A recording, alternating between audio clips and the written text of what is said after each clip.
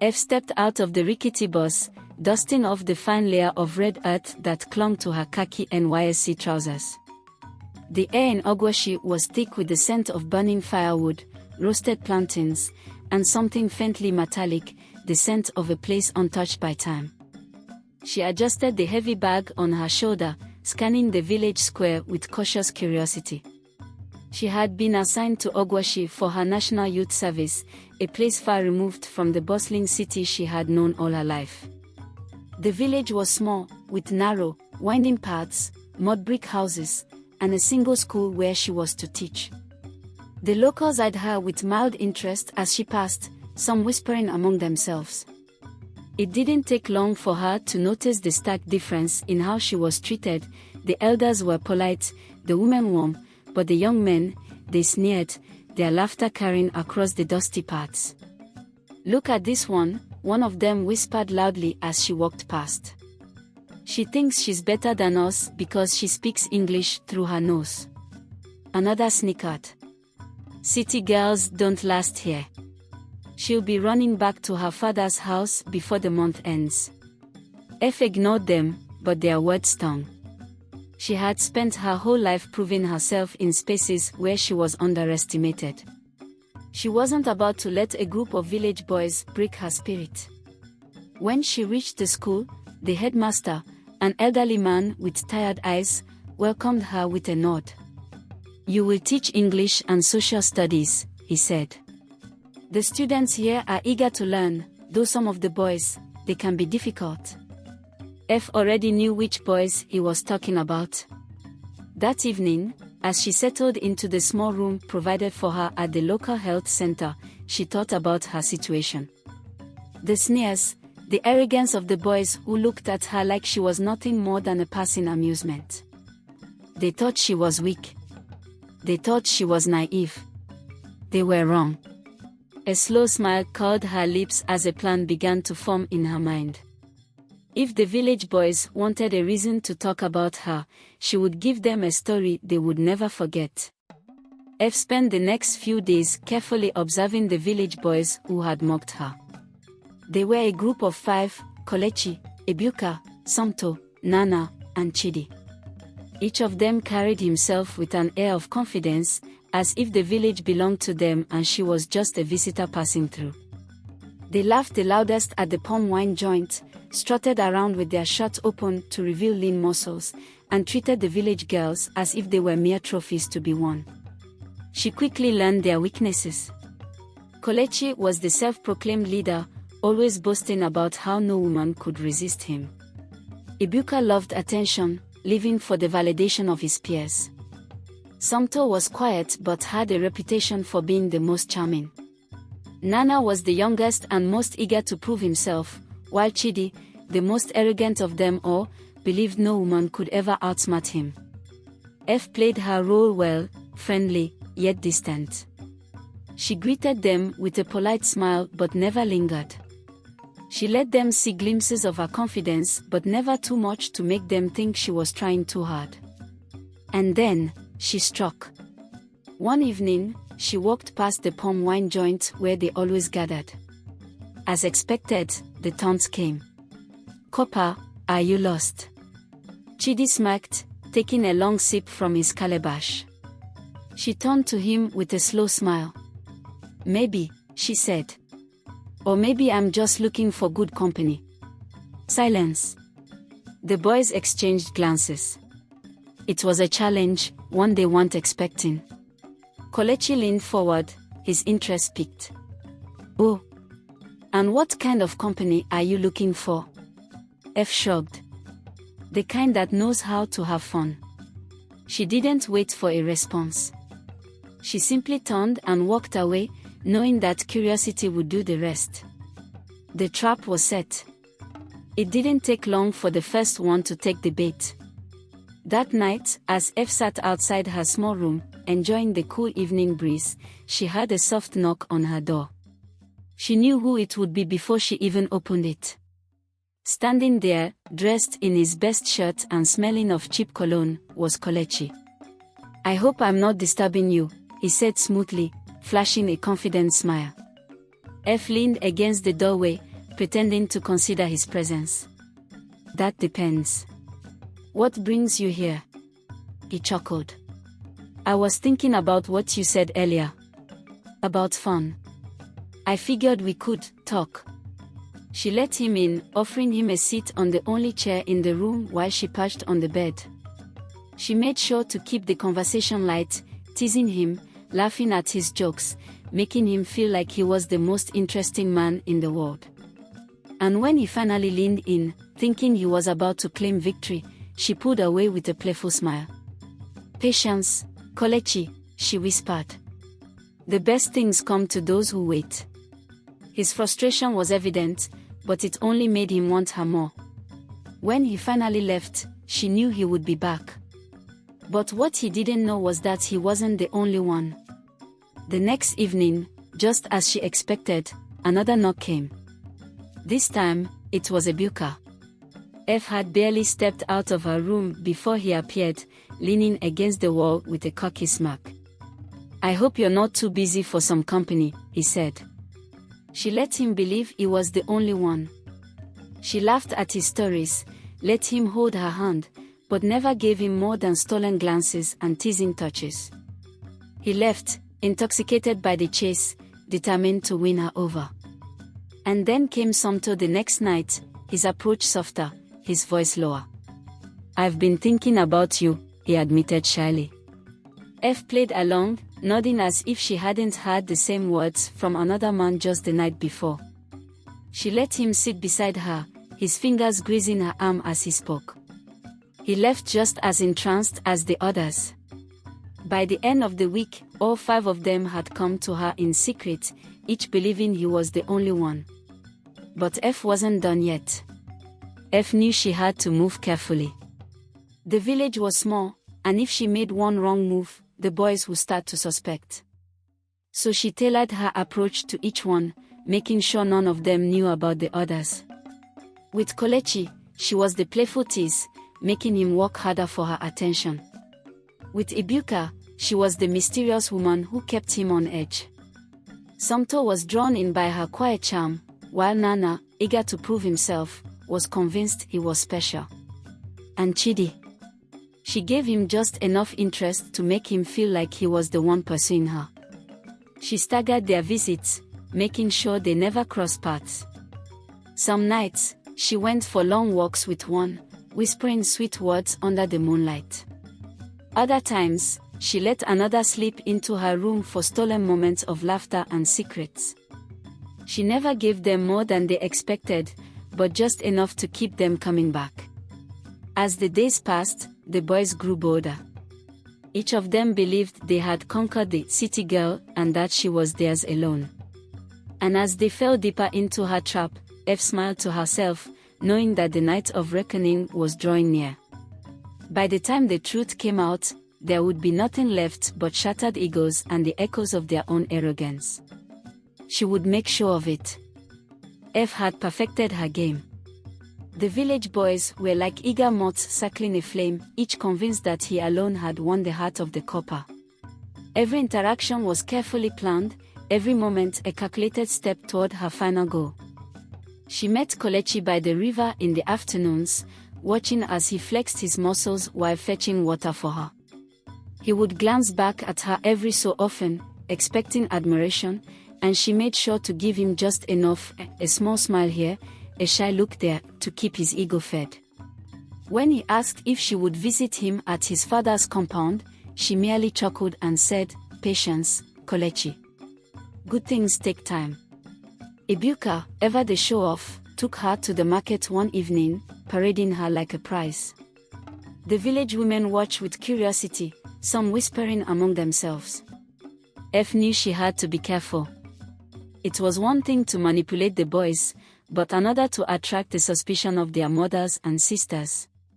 She let Ebuka hold her hand briefly but pulled away whenever people stared too long.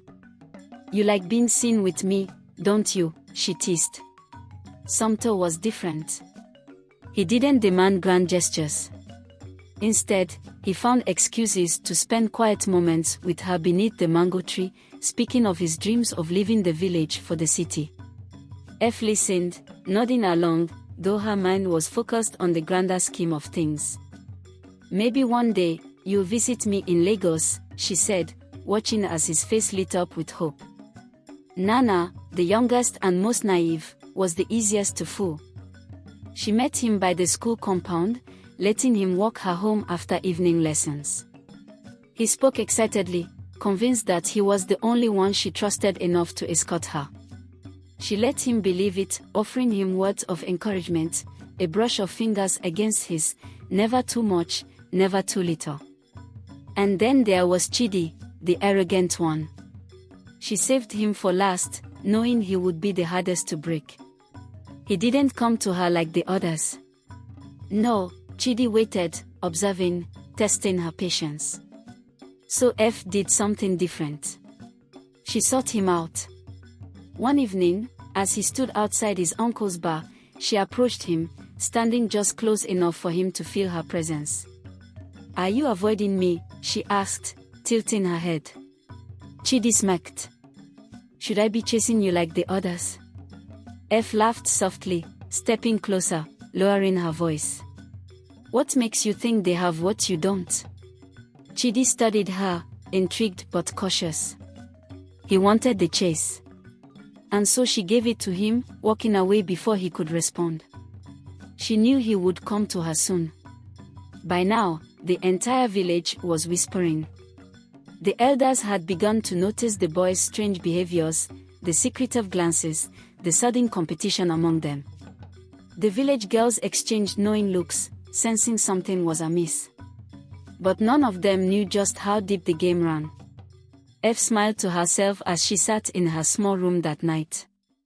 The plan was working. The trap was almost complete. By the time she was done, none of them would ever forget her name. F could feel the tension in the air. The boys were getting restless, each one eager to claim her, yet none realizing they were all caught in the same web. She had them exactly where she wanted, hungry, desperate, and competing without knowing they were rivals. Kelechi became more aggressive in his pursuit. One evening, as she returned from the schoolhouse, he intercepted her on the path leading to her quarters. His white singlet clung to his chest, soaked with sweat, and he flashed his usual confident smile. "You're playing hard to get, copper," he teased. F chuckled, pretending to be coy. "Am I? Maybe I'm just waiting for the right moment." He stepped closer, blocking her path. "And when would that be?" She glanced around, making sure no one was watching before leaning in, just close enough for him to feel the warmth of her breath. "Soon," she whispered. "But only if you're patient." Kelechi exhaled sharply, nodding. "I'll wait," he said, stepping aside.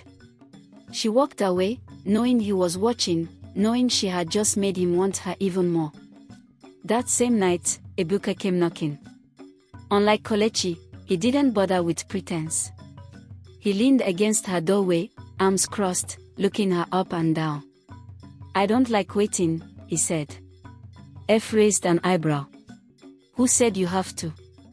His eyes lit up with excitement, but before he could say more, she stepped outside, closing the door behind her.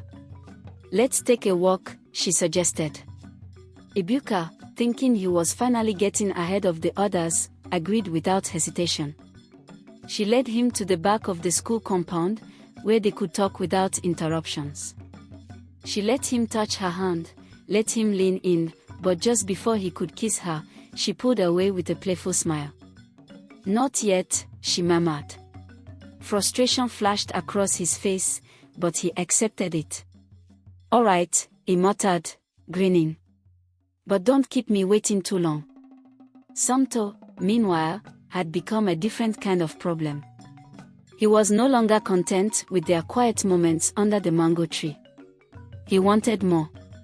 "I don't want to play games, F," he said one evening. "I like you. I don't care about what the others say. I want to be with you." F sighed, feigning hesitation. "You're sweet, Samto. But what if we get caught? The village people talk too much." "I don't care," he insisted. Let them talk. She smiled softly, reaching up to touch his cheek. Soon, she whispered. Just trust me. Nana, the youngest of them all, was still naive, still blind to the competition. He brought her small gifts, a beaded bracelet, roasted groundnuts, simple tokens of affection. He didn't demand, didn't push. He only wanted to be near her. And Chidi. He was watching. Always watching.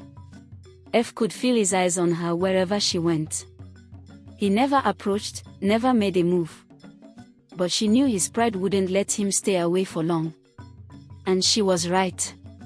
One evening, as she sat outside, enjoying the cool night breeze, Chidi finally came. He stood a few feet away, arms crossed, his expression unreadable. You think you're clever, he said. F smirked. What do you mean? I see what you're doing, he said. You're playing them. All of them. F leaned back, unbothered. And yet, here you are. Chidi clenched his jaw, frustrated but intrigued. He stepped closer, lowering his voice. You won't fool me, copper. F tilted her head. Who says I'm trying to? For the first time, Chidi hesitated. He was the one unsure. And that was all F needed. She stood, brushing past him, her voice a whisper in the night. Careful, Chidi. You just might fall too. And just like that, the final piece of her plan was in place. By the time she was done, they would all be at her feet. F knew the game was reaching its peak. The boys were no longer patient. They had tasted just enough of her to crave more, and now, they were becoming desperate. Each believed he was the closest to winning her, yet none realized how tightly she had wrapped them around her fingers. The village, too, was beginning to stir. The women had started whispering. The elders noticed the sudden shift in behavior among the boys, how they were more distracted, how they argued over the smallest things. Even the younger children, sharp-eyed and observant, sensed that something was brewing.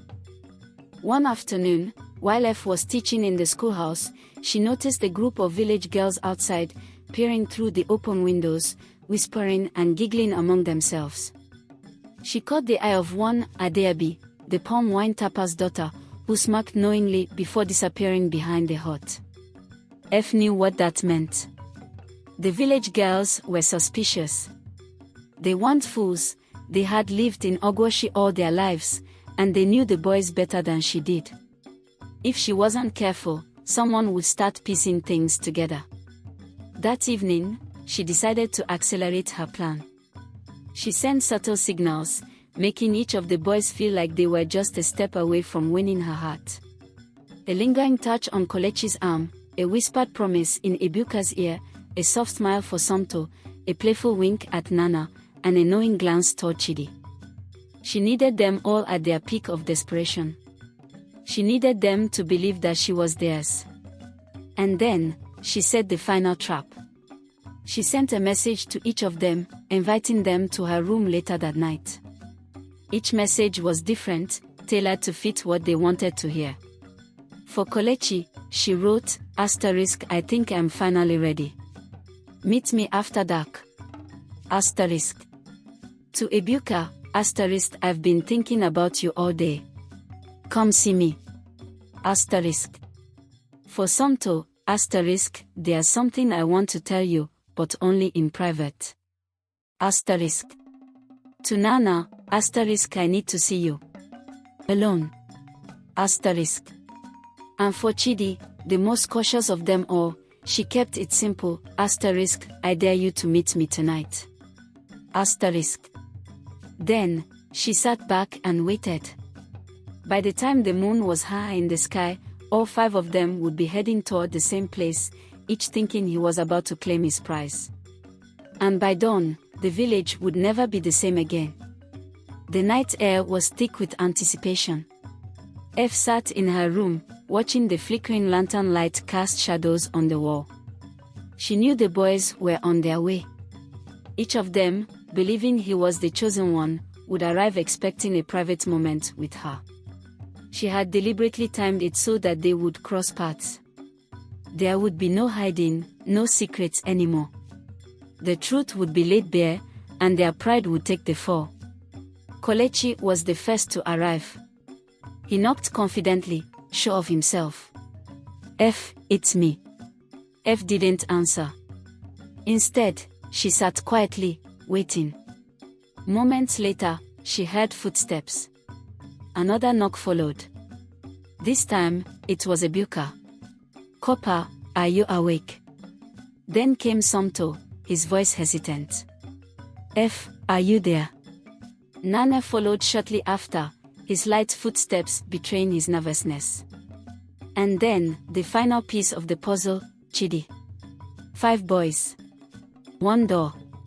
1 secret about to unravel. F finally stood and walked to the window, peeking out. She saw them standing there, their faces twisting in confusion as they stared at one another. The realization hit slowly, like the first raindrops of a coming storm. Kelechi was the first to snap. "What are you doing here?" he demanded, glaring at Ebuka. "I should ask you the same thing." Ebuka shot back. Somto, usually the calmest, looked between them, his face darkening. "Wait, you both got messages too?" Nana's eyes widened. No, she said she wanted to see me." "Just me?" Chidi, the only one who had suspected something, folded his arms, smirking. "So, you all thought you were the only ones?" He turned to the closed door. "Clever girl." Kelechi, furious, pounded on the door. "F. Open up." Inside, F smiled. This was it. The moment she had planned for. She didn't answer. She didn't need to. She had already won. Outside, the shouting grew louder. Accusations flew. Insults were exchanged.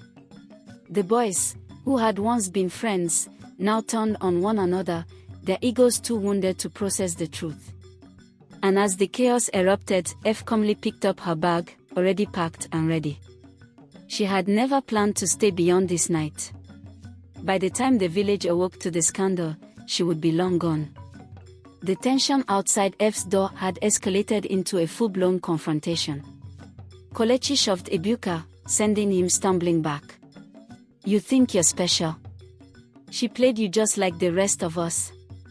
Ebuka, furious, lunged at Kelechi, gripping his collar. "And what about you? You thought she was yours alone." "Who?" Somto, hands clenched into fists, turned to Nana. "Wait, you two?" Nana, still in shock, stammered, She told me I was different." Chidi watched from the side, his smirk fading as he saw how quickly things had spiraled. "Pathetic," he muttered, shaking his head. Inside her room, F listened, savoring every word. Their fragile egos had crumbled, just as she had planned. She picked up her bag, double-checking that she had everything she needed.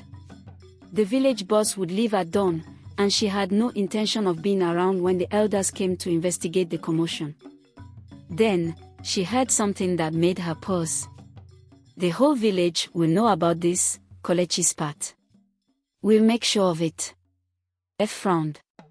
That wasn't part of her plan.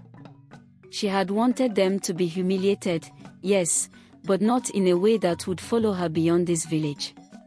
If word spread, she would have a hard time securing a good post elsewhere. She had to act fast. Taking a deep breath, she unlocked the door and stepped out. The moment the door creaked open, all 5 boys froze. The fury in their eyes was undeniable, but beneath it, she saw something else: a hurt, betrayal.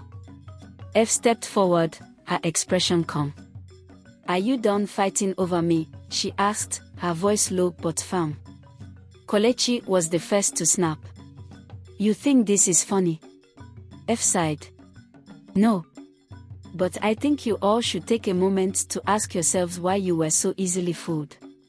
She turned to Somto. "You thought I was yours because I listened to you." But did you ever wonder why? To Ebuka, you paraded me around like a trophy, but did you ever think to ask what I wanted? To Kelechi, you assumed I would fall for you because of your muscles. Did you ever try to impress me with something else? To Nana, you were sweet.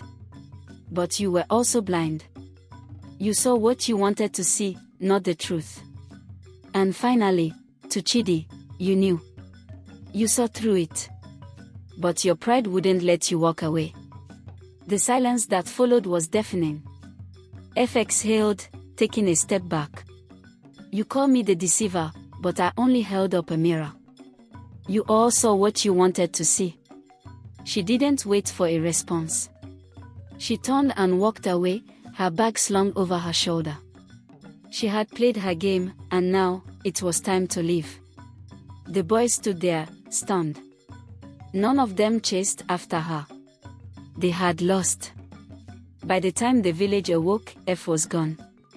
The news of what had happened spread like wildfire. The village girls laughed, mocking the boys for their foolishness. The elders shook their heads, calling it a lesson in arrogance. The mothers clucked their tongues, warning their sons to be more careful in the future. As for the boys, they could barely look at each other. Their friendship had been shattered, their reputation stained. Kelechi stopped boasting. Ebuka avoided the market. Somto became quieter. Nana, still heartbroken, refused to speak of F again. And Chidi? He simply smirked whenever her name was mentioned. Because in the end, he understood what the others didn't. F had never belonged to any of them. She was a storm that had come and gone, leaving destruction in her wake. But she had also left a lesson. Never underestimate an outsider. And never assume you are the only one.